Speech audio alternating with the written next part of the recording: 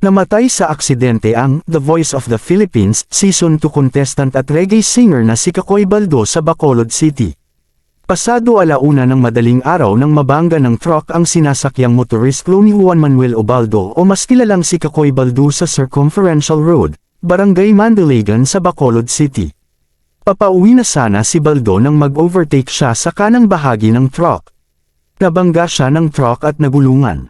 Ayon sa traffic investigator na si Police Staff Sergeant Richard Di Maala, nakita ng isang driver ng pickup kung paano nabangga ng truck si Baldo.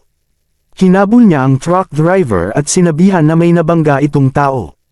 Hindi kasi namalayan ng driver na may nabangga siya.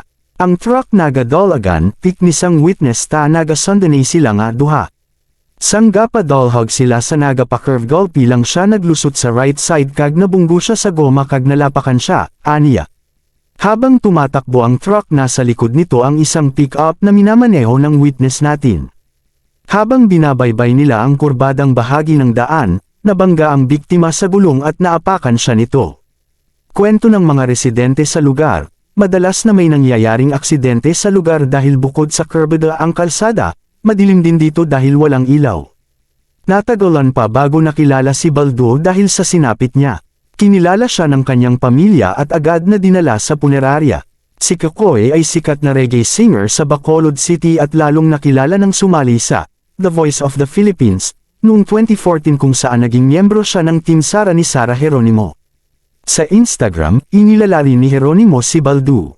Maraming salamat at ibinahagi mo sa amin ang talento mo sa musika. Marami po akong natutunan sa inyo lalo na ang prinsipyo nyo sa buhay. Maraming salamat Sir Kakoy. May your soul rest in God's presence, pahayag ni Geronimo. Matapos na hindi palaring magwagi sa The Voice of the Philippines, muling ipinakita ni Baldo ang galing kasama ang kanyang bandang Juan Gapang sa Your Moment ng ABS-CBN.